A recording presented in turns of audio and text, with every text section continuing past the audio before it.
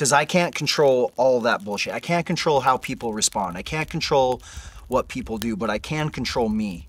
And so I started to focus on that. And I knelt down to pray to God, and I said, God, here's what I need. Here's what I want. And I would cry to him, and I'd ask him, take me somewhere that I need to see. And I wasn't getting anything coming to me. So I was like, God, let me take you somewhere. Let me in my mind take you. And as soon as I said that, I just drew a blank and I didn't know where to go. And in that moment, dude, I just started crying.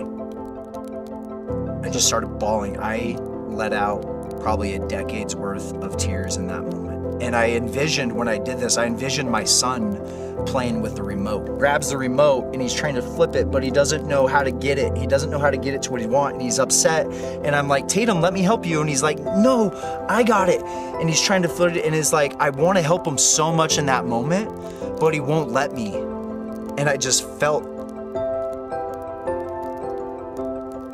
like in that moment, God said, hey,